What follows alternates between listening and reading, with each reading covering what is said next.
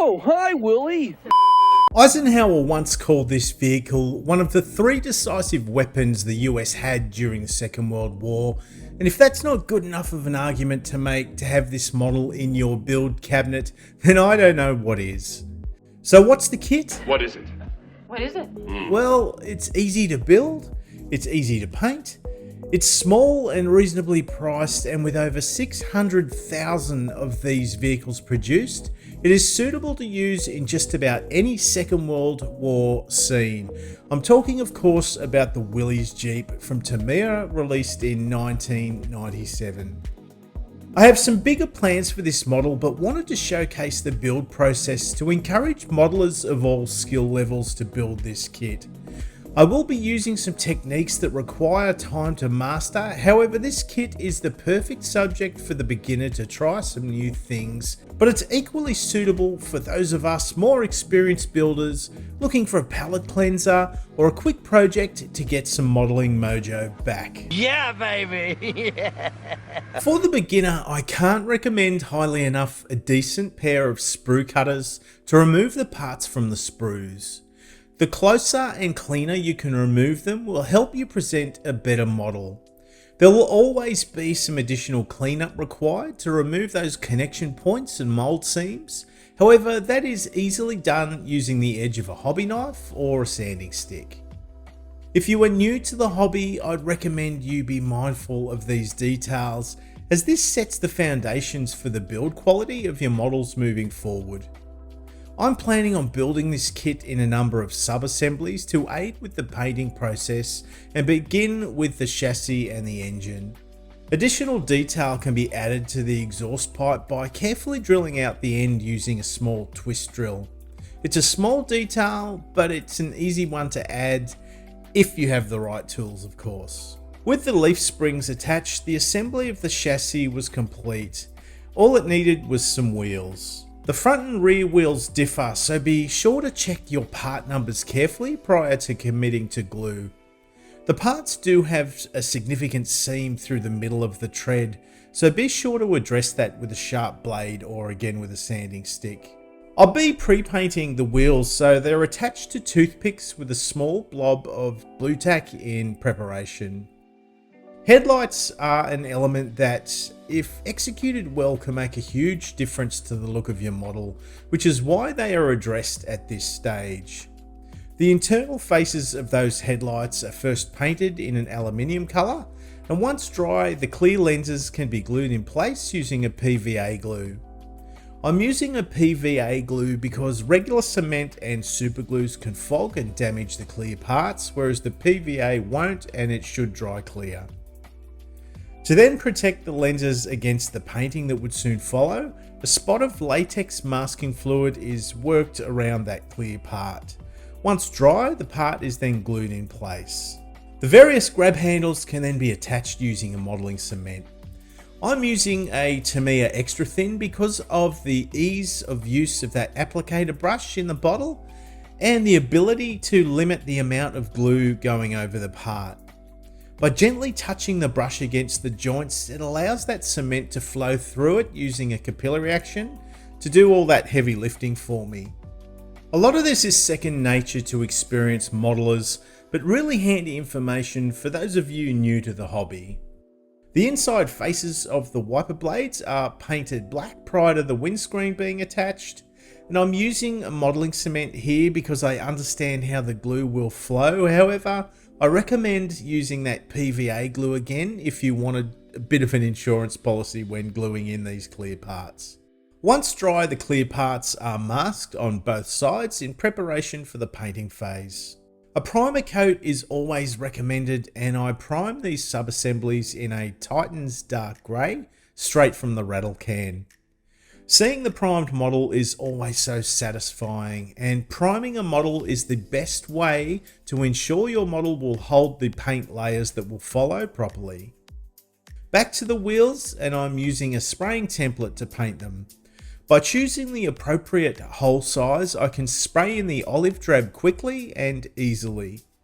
The dark grey primer I use doubles as the rubber colour, so within a couple of minutes the wheels are painted. For those of you without an airbrush, I'd recommend painting the olive drab first and then painting in that dark grey colour for the rubber with a paintbrush. It'll be a little easier to hold the shapes that way. The body is treated to olive drab now, and I'm using the olive drab from the newly released AK Real Colour range. This is an acrylic lacquer thinned to around 30% thinner to 70% paint.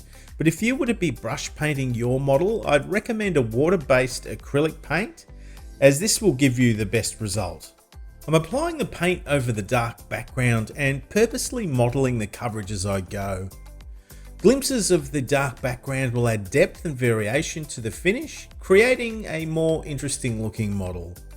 To simulate the look of fading paint, I add some earth yellow to that olive drab and thin the paint to around a 50-50 thinner to paint ratio. I apply that coverage focusing on horizontal surfaces and the centers of panels. That effect is expanded even more so by adding some wooden deck tan to the mix. Achieving these effects brush painting would be a little tricky, so if you're just starting out, concentrate on getting an even all over coverage of your olive drab. Although it's unlikely it will see the light of day, there is some nice detail in that engine bay. I chose to paint it in case my plans should change and began carefully spraying the engine block in a green colour and then brush painting the various pipes and bits and pieces in the new Atom acrylics. A rusted appearance was created on the exhaust using a sponge and dabbing on some light orange paint. The padding in the seats was painted using a fine brush again, and then carefully highlighted with a buff through the airbrush. There was a definite sense of satisfaction fitting the wheels. That simple step really started to make it look like a Jeep should. Olive drab in reality was a very good paint and it rarely chipped. Superficial scuffs and scratches, however, was something completely different. And these were created using a Vallejo colour, US Tanker highlight, and then gently dabbing it on again with that sponge. When applying this effect, it should be subtle and concentrated around areas of logical wear. The seats could then be set in place and the decals applied. It's worth noting that the model has received an all-over gloss varnish from the rattle can. A gloss surface will give your decals the best opportunity to lay flat and present without flaws. The bonnet decal in particular is large, and having this completely conform is critical. A decal softener helps it settle, however, as the name suggests, it softens it considerably, so care must be taken when trying to remove the air bubbles from under the surface. After 24 hours, the decals had dried, and the model was given a varnish using a mix of satin and matte from VMS. VMS varnishes are so forgiving, and I can literally flood the surface and know that it will self-level and dry beautifully. The varnish will seal the decals and prepare the model for the weathering that will follow. Reflectors and lights can create interesting pops of colour on a model like this, so aluminium was first painted in those areas, and then the effect was finished with a spot of Tamiya clear red. Access behind the wheels would be limited once the model was assembled, so I took the opportunity to create some dust effects in these areas at this point. A light layer of buff was applied in and around the wheel wells. The effect is extended by then mapping out where I want the dust to sit using an oil paint called Dust. A dry European earth pigment could then be ground and blended into that oil paint to help bind it in place. Addressing these areas now just means I have good access to them. The chassis can now be attached to the body, and the model was ready for the next stage in the weathering phase. If there was one weathering technique I'd recommend for the beginner to learn, it would be panel line washes.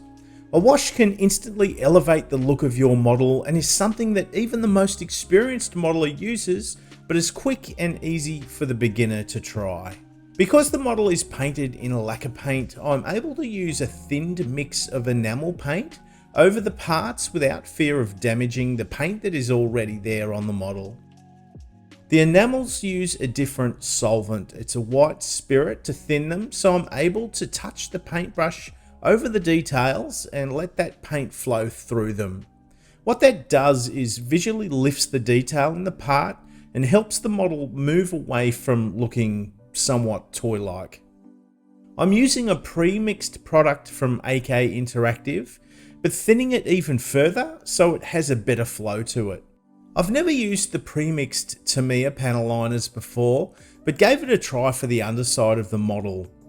They too are an enamel based product, but their pre-thinned mix is just about perfect out of the bottle as it was, and that applicator brush direct from the bottle was really handy as well.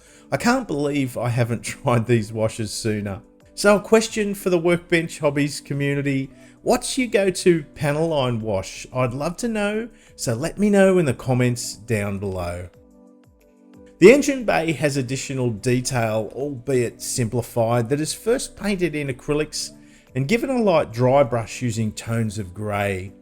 The dry brushing works really well with pin washes because it lightens the raised details, and then the washes will darken the recesses, essentially expanding the range of colour to the viewer.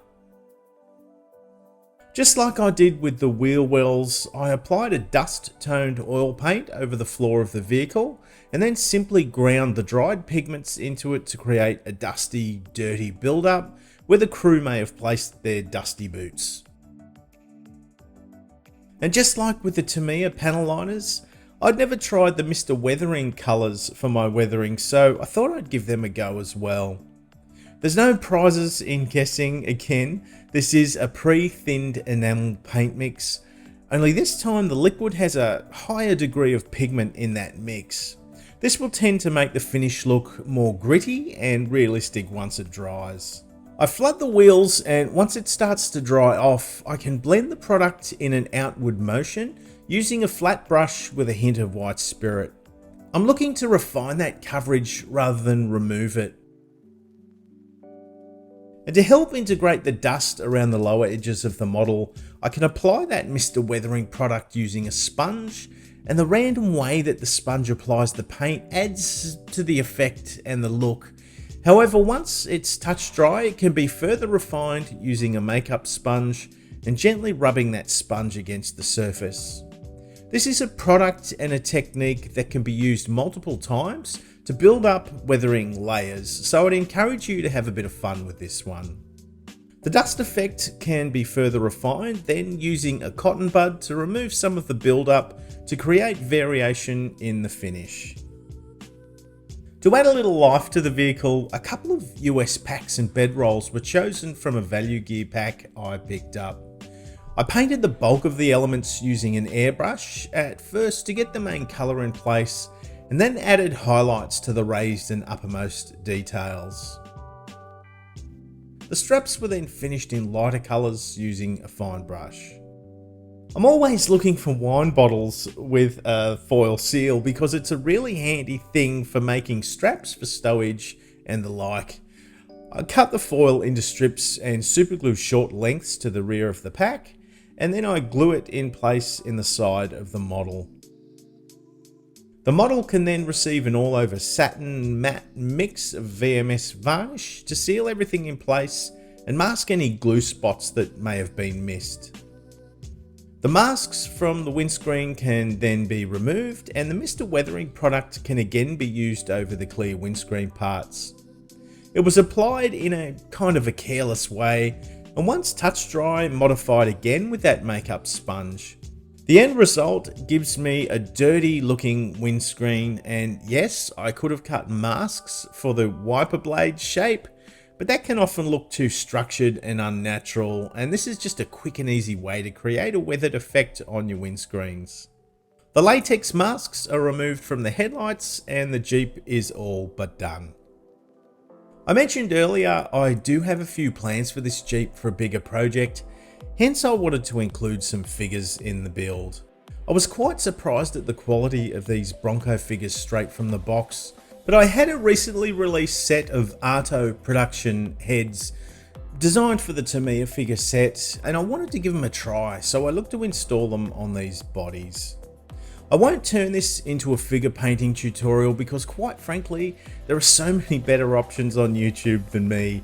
But in another first for me, I gave the zenithal lighting style of painting a go, where the figures were first primed in the dark colour, and then a white is airbrushed over the top of the figure to catch details and provide highlights. I could then overpaint the colours using thinned glazes to build up the opacity in the colour. The glazes should allow those shadows and highlights to show through the tone of the colour. Other details like the gaiters and boots were painted using a fine brush, and the flesh tones were enhanced using a base layer as the glaze, and then building up variation using thin tones of a lighter flesh colour.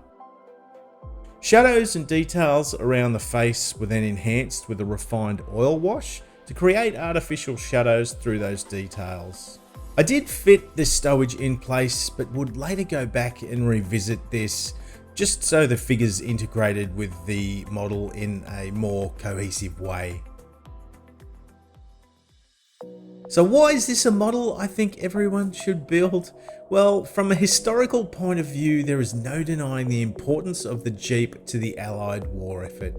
The Jeep undertook so many different roles and served in so many theatres throughout the war, so for that reason alone the Jeep earned its place amongst some of the most important vehicles of the Second World War. From a modeller's point of view, this kit, whilst nearly 30 years old, still stands up and presents as a lovely model straight from the box. Yes, you could upgrade it with etch and super detail that engine bay if you were that way inclined, but for the majority of modelers, this kit, with the Tamiya simplicity and predictability, ticks a lot of boxes. For those of you new to the hobby, this is a kit that assembles quickly, which will allow you to keep momentum up during the process, and the single colour scheme is suitable to brush paint. Given there are no tracks on a Jeep, this is another detail that may appeal to those looking to get a start in the hobby. It's not too often I enjoy a model from start to finish, but I can honestly say this little guy was an absolute pleasure to build. I loved watching this take shape, and I can't wait to show you what I have planned for this one, but more on that in another time. If I've added some value today, please hit the like button and subscribe. And if you were wanting to connect in an even greater way, you could do what Mike Garcia did this week and join us over on the Patreon page, where you can access ad-free videos, additional content, and get in contact with me through direct messages. It's free to join, and once you're there, you can choose the tier that suits you best. So thanks again for your support, Mike. It's greatly appreciated. And remember guys, this is the greatest hobby in the world. Share it with your family and share it with your friends, and let's be proud of what we do. Until next time, I'll see you soon.